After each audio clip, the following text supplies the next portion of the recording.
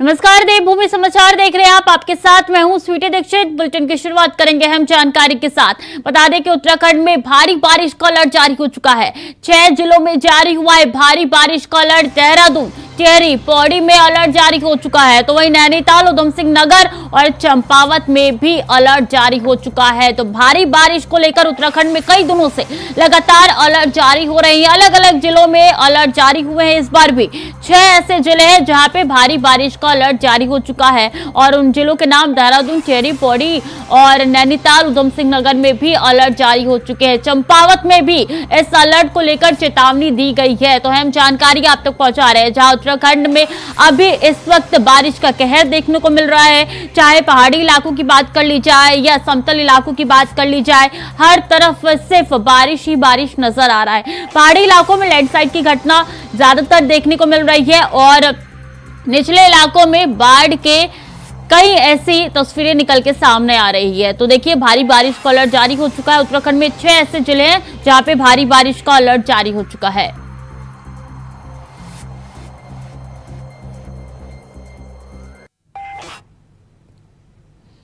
तो वहीं 11 आईएफएस और 9 रेंजरों की जांच की फाइल खुली है। 20 अफसरों के खिलाफ जांच का ब्यौरा भेजा गया है। 23 लंबित जांचों का ब्यौरा सीएम ऑफिस को भेजा गया है। आय से अधिक संपत्ति मामलों में जांच लंबित है और ऐसे में जांच का सामना कर रहे 2 आईएफएस और 1 रेंजर रिटायर भी हो चुके हैं। तो अहम जानकारी आप तक पहुंचा रहे हैं, जहां अब फाइल खुलनी शुरू हो चुकी है। 23 लंबित जांचों का ब्यौरा जो है अब सीएम ऑफिस पे भेज दिया गया है। आय से अधिक संपत्ति मामलों में जांच की जानी है, जिसकी फाइल अब खुलती हुई नजर आ रही है। जांच का ब्यौरा सीएम ऑफिस तक चला गया है और जांच का सामना कर रहे 2 आईएफएस और 1 रेंजर रिटायर हो चुके हैं। 11 आईएफएस और 9 रेंजरों की जांच की फाइल खुली है और ऐसे में पूरी फाइल जो है वो सीएम ऑफिस तक पहुंच चुकी है। 20 अफसरों के खिलाफ जांच का ब्यौरा भेजा गया है। और उत्तराखंड पर लगातार बढ़ रहे कर्ज को देखते हुए राज्य सरकार ने सरकारी विभागों में बैठे उन अधिकारियों को सख्त निर्देश दिए हैं जो एक से ज्यादा विभाग संभाल रहे हैं। बता दें कि ज्यादा विभागों का चार्ज संभाल रहे अधिकारी सभी विभागों की गाड़ियां भी इस्तेमाल करते हैं, जिससे फिजूल खर्ची बढ़ जाती है, जिस वजह से केवल एक गाड़ी इस्तेमाल करने के निर्देश दिए गए हैं। तो वहीं मुख्यमंत्री पुष्कर सिंह धामी ने कहा है कि राज्य के राजस्व में बढ़ोतरी करने के लिए विभागों की समीक्षा हर महीने की जाती है, जिसमें विभागों को प्राप्त राजस्व के साथ साथ उन बिंदुओं पर चर्चा की जाती है जिसमें राज्य की आय को बढ़ाया जा सके।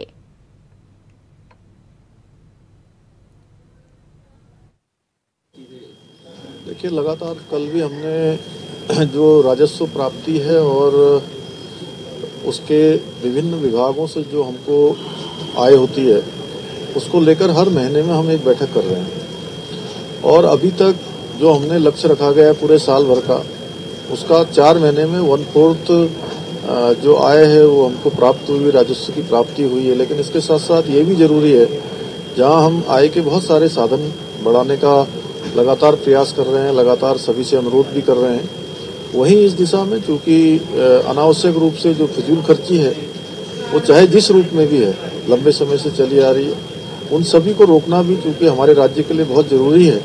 हमारा नवोदित राज्य है और बहुत सारे विकास के अभी हमको रास्ते तय करने हैं, लंबा सफर तय करना है, तो उसमें सभी का सहयोग हमको चाहिए। इसमें चाहे वो हमारे सरकारी कार्मिक हों या अन्य विभागों में काम करने वाले हों, जिस तरीके से भी हो सकता है, क्योंकि एक एक पाई बचाएंगे तो निश्चित रूप से उससे जो है बड़ा काम हमारा हो पाएगा। तो वहीं मुख्य सचिव डॉक्टर एसएस संधू ने प्रदेश में पशुओं के होने वाली लंपी बीमारी के संबंध में बैठक ली। इस दौरान उन्होंने कहा कि लंपी बीमारी से लड़ने के लिए सभी संबंधित विभागों को मिलकर कार्य करने की आवश्यकता है। वहीं मुख्य सचिव ने जिलाधिकारियों को साप्ताहिक समीक्षा करने के निर्देश देते हुए कहा कि पूरे प्रदेश को सैचुरेट करने के लिए प्रदेश भर में टीकाकरण अभियान चलाया जाए। बीमारी फैलने वाले कीटाणुओं को मारने हेतु सघन फॉगिंग अभियान चलाए जाए।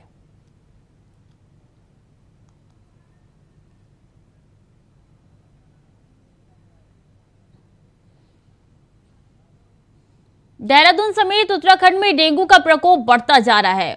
बात करें अस्पतालों की तो अस्पतालों में बेड भी फुल हो चुके हैं। हालांकि सरकार और स्वास्थ्य विभाग लगातार दावे कर रही है कि अस्पतालों में पर्याप्त बेड है, लेकिन असल में हालत कुछ और ही है, वो इस तरीके से बिल्कुल अलग नजर आ रही है। वहीं स्वास्थ्य विभाग की चरमराई व्यवस्था को लेकर कांग्रेस के वरिष्ठ नेता सूर्यकांत धस्माना ने डेंगू को लेकर सरकार की तैयारी पर सवाल खड़े कर दिए हैं। साथ ही उन्होंने भाजपा द्वारा विपक्ष पर किए जा रहे हमले को लेकर भी सवाल खड़े किए हैं। इतना ही नहीं, सूर्यकांत धस्माना ने कहा है कि वो खुद जाकर अस्पतालों में निरीक्षण करेंगे और सरकार की पोल खोलेंगे। उन्होंने सरकार और स्वास्थ्य मंत्री को चेतावनी भी दी है।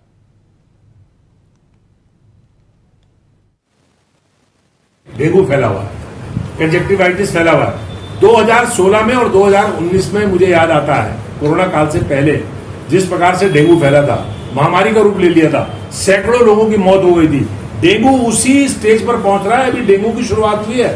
डेंगू जो है बरसात के बाद शुरू होता है और बरसात से लेकर के अक्टूबर के महीने तक चलता है। अभी पूरे अस्पताल भर चुके हैं। कंजक्टिवाइटिस के जो पोस्ट कोरोना कंजक्टिवाइटिस है, आंखों का फ्लू है, वो पूरे शहर में फैला हुआ है। हर घर में 2, 3, 4, 5 लोग आपको आई फ्लू के मरीज मिल जाएंगे। पूरे शहर में आई फ्लू का प्रकोप है, लेकिन स्वास्थ्य का विभाग कहीं भी इससे लड़ता हुआ नजर नहीं आ रहा। धर्मनगर हरिद्वार के नगर निगम क्षेत्र में अवैध मीट की दुकानों को निगम क्षेत्र से बाहर किए जाने की मांग को लेकर देवभूमि संगठन द्वारा सिटी मजिस्ट्रेट कार्यालय पर धरना दिया गया। इस अवसर पर संगठन की ओर से ज्ञापन भी दिया गया, जिसमें 1 सप्ताह के भीतर नगर निगम के भीतर मांस की दुकानों को निगम क्षेत्र से बाहर न किए जाने पर संगठन की महिला मोर्चा की अध्यक्ष शिल्पी ग्रोवर भूख हड़ताल करने को मजबूर हो जाएंगी।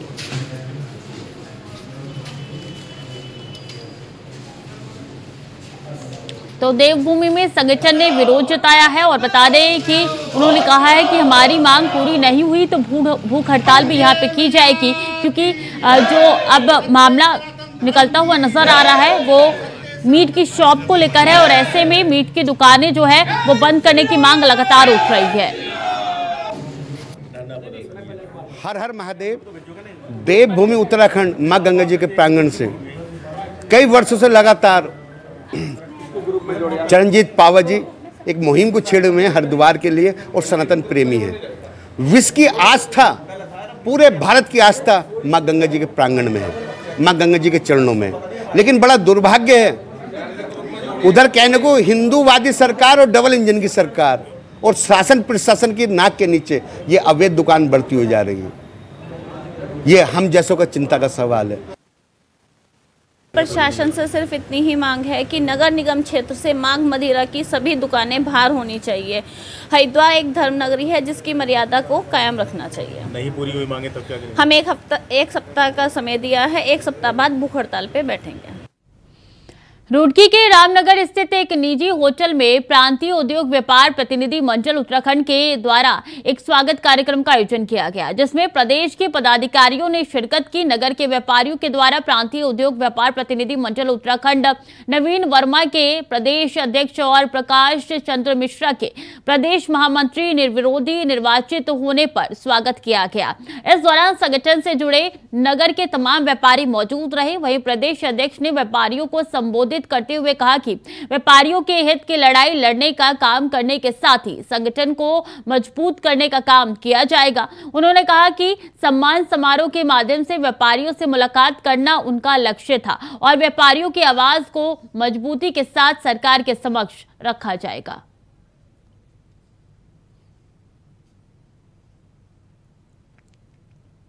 हमारा हिंदुस्तान है वो बिना व्यापार के चल ही नहीं सकता है।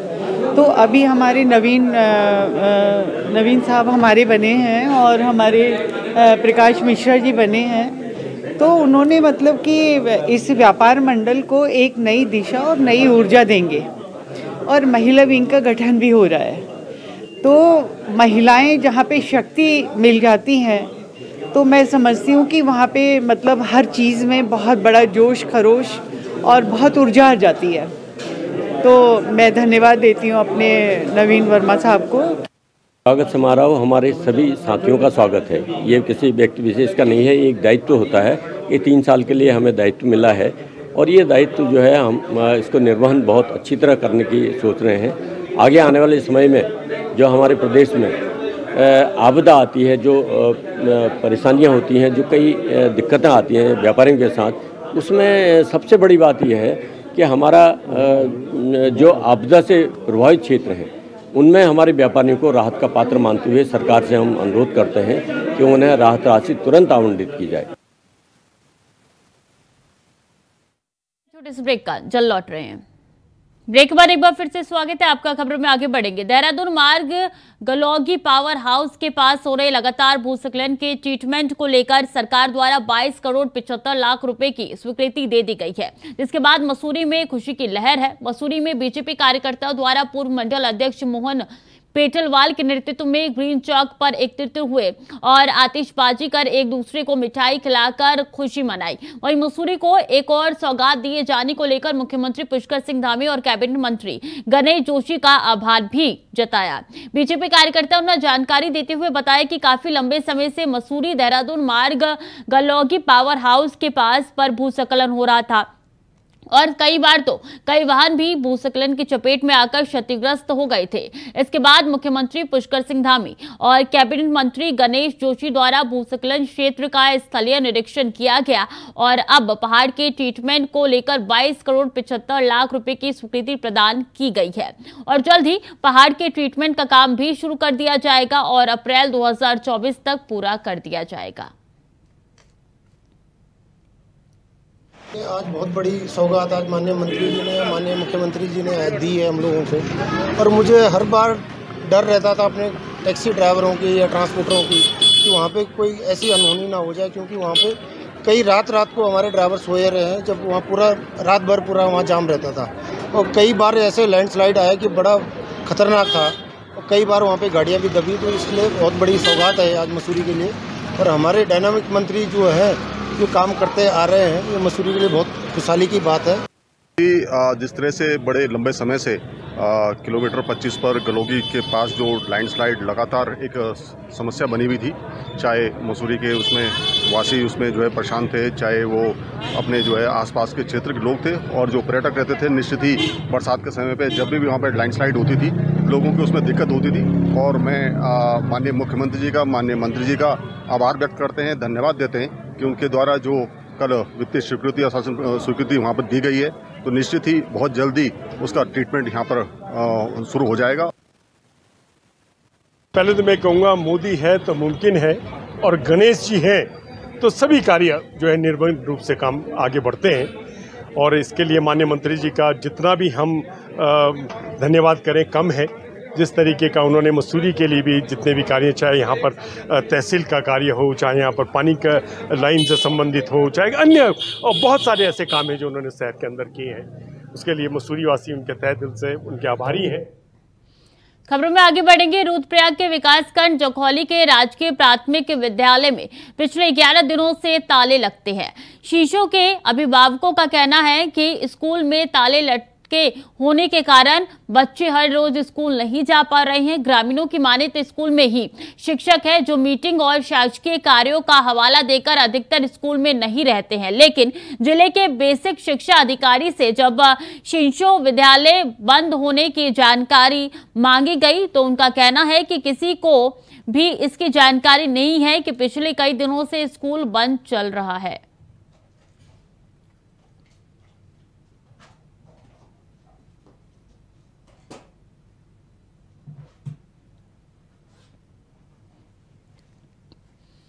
गौरीकुंड भूस्खलन घटना के बाद अनेक विभागों के जवानों द्वारा रेस्क्यू कार्य जारी है। आपको बता दें कि ये रेस्क्यू कार्य लगातार चल रहा है और अभियान दल को सफलता हाथ लगी है। साथ ही जवानों द्वारा खोजबीन के दौरान एक और शव बरामद कर लिया गया है। जानकारी के लिए आपको बता दें कि 1 अगस्त की रात गौरीकुंड डाट पुलिया के समीप भारी भूस्खलन के कारण 20 लोग लापता हो गए थे, जिनमें से जवान ने 4 शवों को बरामद कर लिया है। इसके साथ ही घटना स्थल पर रेस्क्यू अभियान अभी भी जारी है। एलजी गढ़वाल ने बताया कि लगातार आईजी गढ़वाल ने बताया कि लगातार हो रही बरसात के कारण शवों के रेस्क्यू में टीमों को काफी दिक्कतों का सामना करना पड़ रहा है। साथ ही उन्होंने कहा कि बरसात के कारण नदियों में पानी का लेवल बढ़ जाता है, ऐसे में रेस्क्यू करना मुश्किल होता है, जबकि जब नदियों में पानी कम हो जाएगा तो नदियों की तलहटी दिखने लगेगी और बोल्टर और पत्थरों को हटाने में आसानी रहेगी। जब से ये दुखद घटना हुई है गौरीकुंड के पास जो डाट पुलिया है, तो वहाँ हमारी टीम बनी हुई है, एसडीआरएफ, एनडीआरएफ और डिस्ट्रिक्ट जो डिजास्टर है उनकी टीम है। एक सीओ साहब वहाँ जो है लगातार स्टेशन किए हुए हैं और सर्च एंड रेस्क्यू का काम चल रहा है तब से अनवरत रूप से। एक टीम जो है अलोंग विद द रिवर वो कुंड तक बॉडीज की खोजबीन के लिए लगा रखा है। साथ ही श्रीनगर को भी आदेशित किया गया है कि वहाँ जो बैराज है वहाँ भी चेक कर ले, कहीं ऐसे बॉडी बह के तो नहीं आया है। जहाँ तक घटनास्थल की बात है, पहले अभी तक उस जगह से 3 डेड बॉडी प्राप्त हो चुकी है। आज फिर जो है एक डेड बॉडी दिख रही है। ऐसा प्रतीत होता है कि वहाँ जो मलबा है उसमें दबाव होने की सूचना है। खबर देहरादून से है, जहां नगर निगम के 100 वार्डों में करीब 5000 पोल ऐसे हैं जिनमें स्ट्रीट लाइट नहीं लगी है, जिनके कारण शहर के अधिकांश वार्डों में अंधेरा पसरा रहता है। बता दें कि पार्षद द्वारा लगातार स्ट्रीट लाइट लगवाने की भी मांग की जा रही है, लेकिन निगम स्ट्रीट लाइट उपलब्ध नहीं करा पा रही है। वार्डों में स्ट्रीट लाइट के ना होने के कारण स्थानीय लोगों को काफी दिक्कतों का सामना करना पड़ रहा है। इस दौरान अब नगर निगम के अध्यक्ष सुनील उनियाल गामा का कहना है कि लाइट की कमी है, किसी कारणवश पोल पर लाइट नहीं लग पा रही है। साथ ही उन्होंने जल्द ही लाइट लगाने वाली संस्था को बुलाकर 15 दिन में स्ट्रीट लाइट लगाने के निर्देश दिए हैं।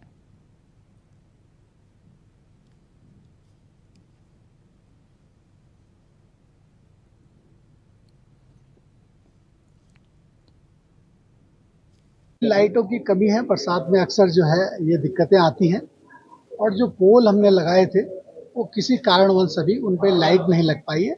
इस बार बोर्ड बैठक में पिछली बार भी हमने निर्णय लिया था कि 6000 लाइटें जो है सबसे पहले जो है जो पोल हमने लगाए थे उनमें लाइट लगे, नहीं लग पाए। अभी तो इसको बुलाएंगे, जो PSL कंपनी जो लोग काम कर रहे हैं उसको बुलाएंगे और उनको निर्देश देंगे कि आप 15 दिन में ये कार्य पूरा करें। बागेश्वर धाम के पीठाधीश्वर धीरेन्द्र शास्त्री की तरफ से एक बयान दिया गया था कि बिना सिंदूर और बिना मंगलसूत्र वाली महिला खाली प्लॉट जैसी होती है, जिसको लेकर चंपावत जिले के निवासी तुलसी बिष्ट ने अपने वकील के जरिए उन्हें नोटिस भेजा है। आपको बता दें कि तुलसी बिष्ट आम आदमी पार्टी के प्रदेश उपाध्यक्ष राजेश बिष्ट की पत्नी है। उन्होंने नोटिस के जरिए धीरेन्द्र शास्त्री से 15 दिन में माफी मांगने की अपील की है और माफी न मांगने पर कानूनी कार्रवाई की बात कही है।